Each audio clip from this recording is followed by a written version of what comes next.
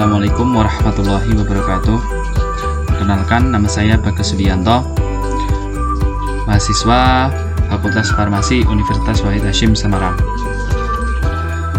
Pada kali ini saya akan melakukan praktikum, yaitu praktikum uji beda, di mana uji beda kali ini adalah uji beda dua kelompok atau lebih yang bisa dikenal dengan uji T, dimana untuk yang pertama kali kita akan melakukan uji T yang berpasangan atau uji T berikatan atau dependent. Uji T dependent disebut uji T dependent karena syaratnya adalah terdistribusi normal atau tipenya parametrik. Syaratnya adalah parametrik, di mana syarat parametrik yaitu signifikansi dalam uji normalitasnya yaitu lebih dari 0,05. Baik, dalam kasus ini sebuah penelitian dilakukan untuk mengetahui efek pemanasan terhadap pH atau keasaman emulsi yang dibuat dengan emulgator lecitin. Nah, emulsi dibuat menggunakan emulsi kadar 15%, kemudian dilakukan pengukuran pH pada emulsi segera setelah emulsi dibuat. pH emulsi yang diukur segera setelah emulsi dibuat disebut pH mula-mula, dan emulsi kemudian disimpan pada suhu 45 derajat Celcius selama 48 jam. Lalu dilakukan pengukuran pH emulsi kembali. pH emulsi yang diukur setelah emulsi disimpan pada suhu 45 derajat Celcius selama 48 jam disebut pH pemanasan. Dan data dari penelitian tertera pada tabel di bawah ini.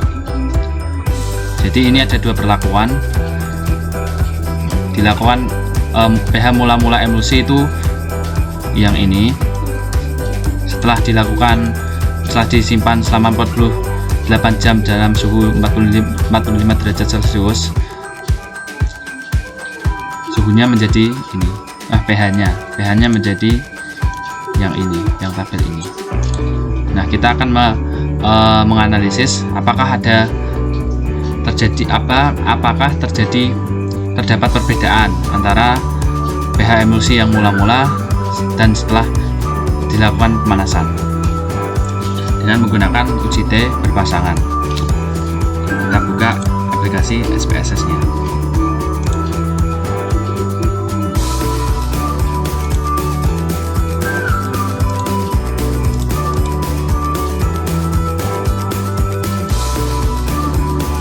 Nah, di sini sudah terdapat, kita isi dalam ke variabel view terlebih dahulu.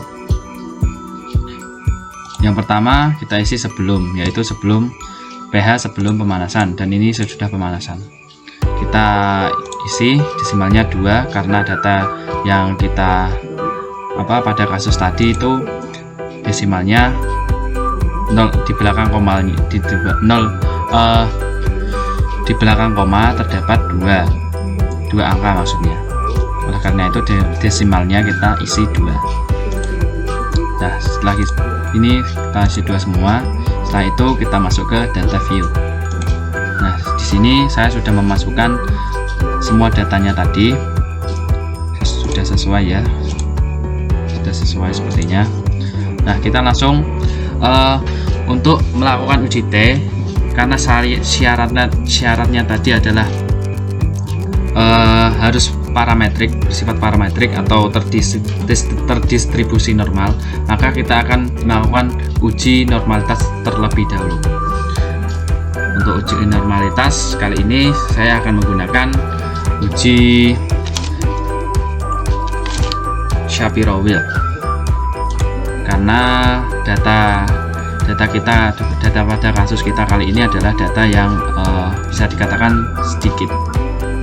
Untuk melakukan uji Shapiro-Wilk, langkahnya itu kita pergi ke analyze dan kita cari descriptive statistic, dan kita pilih explore.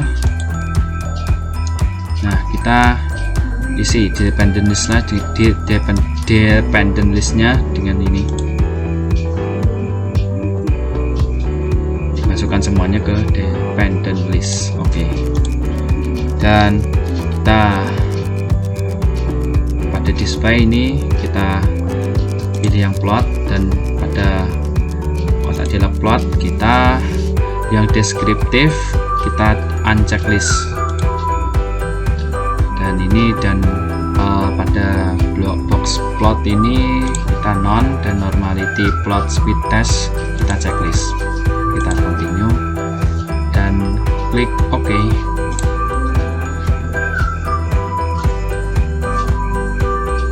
Kita tunggu outputnya. Nah, sudah muncul. Yang kita lihat adalah pada tabel yang test of normality ya, dan kita melihat pada kolom yang ini, karena ini signifikansinya lebih dari 0,05 karena 0,02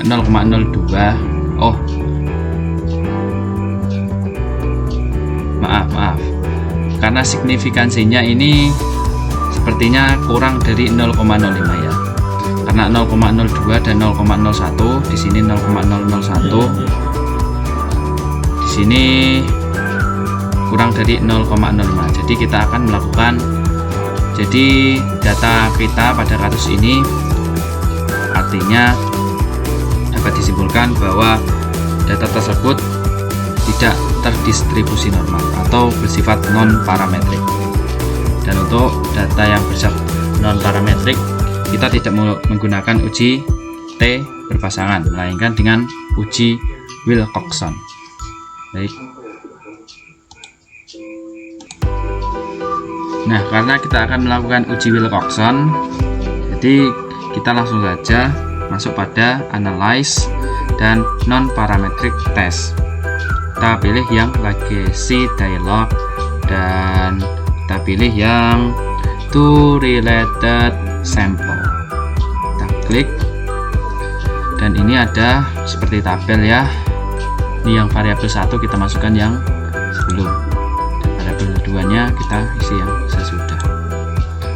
Setelah itu di sini test type-nya jangan lupa centang yang Wilcoxon. Oke, dan kita langsung saja.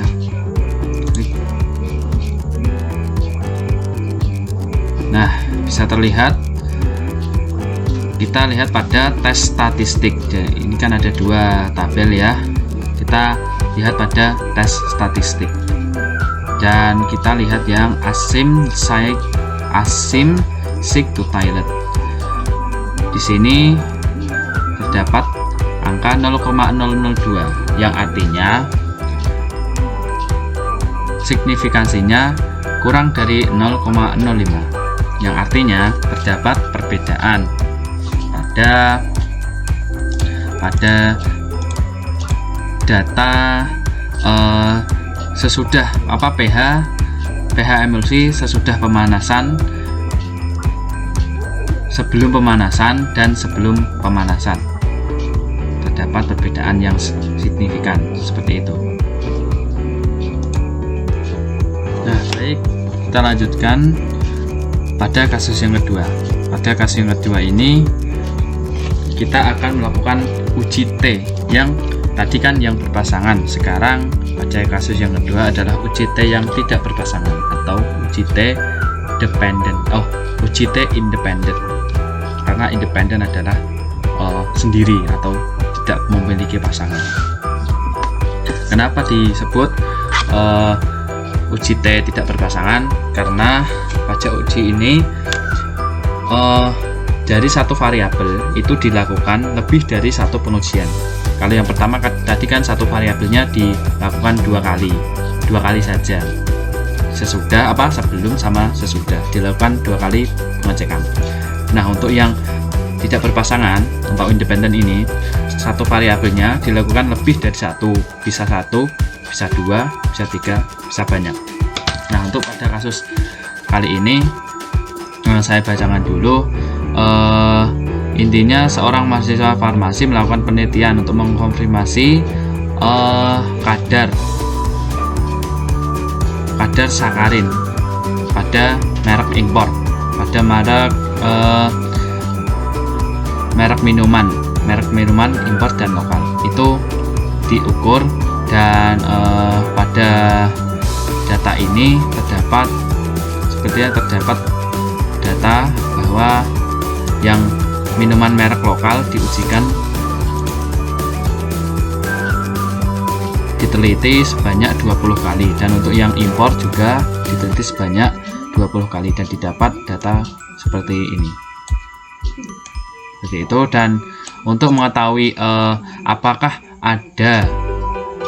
terdapat perbedaan yang signifikan antara merek minuman lokal dan merek minuman impor pada kadar sakarinnya, kita lakukan uji T yang tidak berpasangan. Kita akan menuju ke aplikasi SPSS-nya. Nah, seperti yang pertama tadi, karena uji T itu adalah uji beda, di mana uji T tidak berpasangan juga syaratnya data harus bersifat parametrik atau terdistribusi normal. Jika tidak terdistribusi normal, maka kita akan menggunakan uji Mann-Whitney, bukan uji T tidak berpasangan lagi. Nah, untuk mengetahui apakah data tersebut terdistribusi normal atau tidak, maka kita akan lakukan uji Shapiro-Wilk terlebih dahulu untuk mengetahui apakah signifikansi data setelah diujikan itu normalitasnya lebih dari 0,05 atau kurang dari 0,05, seperti itu. Nah, kita langsung saja untuk uji Shapiro-Wilk, langsung ke analyze seperti tadi ya, deskriptif statistik dan explore, langsung dependent listnya diisi impor dan lokal dan impor, dan ini diisi plotnya di uncheck list ini, dan ini di non, dicentang, dan oke, continue, dan langsung oke saja. Nah, sudah terlihat di sini